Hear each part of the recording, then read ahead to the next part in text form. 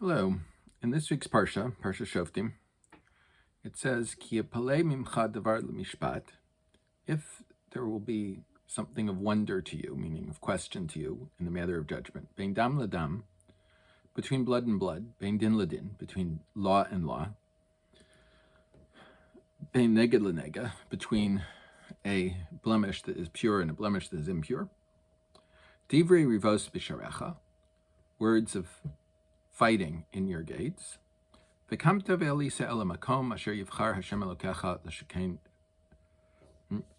asher yivchar Hashem Elokecha bo, and you will get up and go to the place that the Lord your God has chosen. Now, it once happened that some Hasidim of the Avnei Nezer felt that the Rav of their city was too lenient in issues concerning what food was kosher and what food was not kosher. So they went to the Avnei Nezer and they said, we would like the Rebbe, Rav Ram Sakachav, to appoint for us a Rav that will be fitting for us, that won't have all these leniencies. And Avnei Nezer said, according to your claim, what the Rav did was permit something that's an Isser D'Rabbanan, that's a rabbinical prohibition. But what you're about to do, what you're asking for, is an Isser D'Oraisa, a Torah prohibition.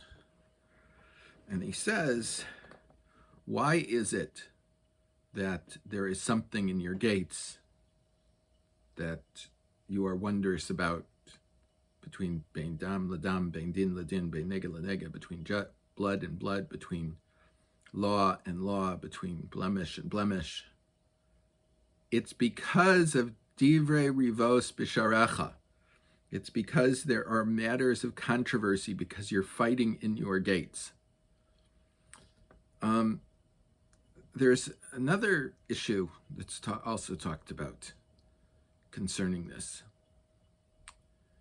and that is the authority of the Maridas. Or when a community accepts that this is the Rav of the community, what authority goes along with that?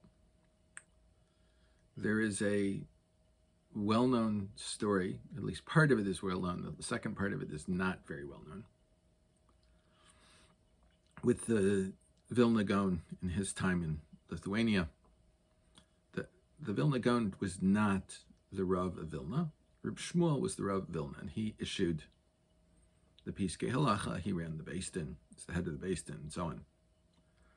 One of the neighbors of the Gaon had a shaila Friday morning on the chicken, and she sent her maid to ask Reb Shmuel whether the chicken was kosher or not. And the maid is delayed in coming back for some reason. She's not coming back. They couldn't cook as quickly as we can today. So she goes next door to the Gaon and asks him. And the Gaon listens to the shaila and says, "Zasser." As soon as she gets home from next door asking the Gaon, the maid comes back and said, "Reb Shmuel says it's mutter." Now she doesn't know what to do. So she herself goes to Reb Shmuel. And Reb Shmuel says, "I will talk to the Gaon." Shmuel goes to the Gaon and says, "We all know that you are a much greater Talmud Chacham than I am. But I am the Rav of the Shtut. I am the rabbi of the city.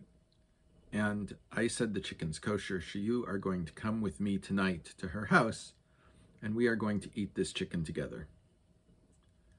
Now, when both Reb Shmuel and the Vilna Gaon are coming, many other people want to come, and all of them have to eat this chicken, so the woman cooks it into a chicken soup. And as she's bringing out the chicken soup that night, one of the candles, which in those days were made of tallow, non-kosher beef fat, fell into the soup. At this point, Reb Shmuel turns to the Vilna Gaon and says, "Someone up there is looking out for you." That's the commonly known story. The Vilna Gaon's son, Reb Avram, when he told the story in his writings, he has a little bit more to the story. And he says, my father responded to Rav Shmuel, no, you are the Marida Asra, you are the master of this place. Only you have siyata d'shemaya, the help of heaven, in deciding a halachic matter, whether it is this way or that way. However, since I said it was asr, it was nase atzmo chaticha d'isra. I made it, for me, prohibited because I said that. But in fact, the halacha has to follow you that it's mutter. The idea of siyata d'shemaya and fighting also occurs in the first drash of the Chassam Sofer, where he records that when he was first appointed as the Rav of Pressburg, very, very major city in the Austro-Hungarian Empire, in the late 1700s, early 1900s, he was young, from Germany, from Frankfurt, and there was much opposition to his appointment. And because of this, people in the base of Shechita, in the slaughterhouse, created an impossible to answer question whether this lung from a cow was kosher or not. And as soon as the reception for the Chassam Sofer was over, one group came from the slaughterhouse and said, we found a lung that is like this, and these are our arguments why we think it should be kosher.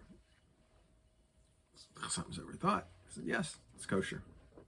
They walk back to the slaughterhouse, and immediately another group, already prepared, comes and says to the Chassam Sofer, how could you possibly say that this cow was kosher? Look, think about this and this and this and this, therefore it has to be treif. I said, yeah, you're right, it's treif. They go back and forth several times. The first Shabbos that the Chassam Sofer is in Pressburg, he gets up to give his Shabbos drasha. Not Shabbos morning, it's either Friday night or it's either Shlishis. They didn't have Shabbos morning drashas in the Austro-Hungarian Empire. And he says, this shaila, lo haya v'lo nivra, this never was and it was never created. He said, every time in my life that I've been asked a question, halacha, I immediately feel a certain way about it. And the more I research, the more I study, the more I prepare, the more I am convinced that that position was correct. However, on this issue, I feel nothing at all. And that tells me that this is not a real shaila. I don't have siyata d'shemaya to answer a question that isn't an actual real question. Everyone should work to remove divrei rivos b'sharacha, to remove all the arguments and fighting and disagreements from their gates, and have a wonderful, peaceful Shabbos.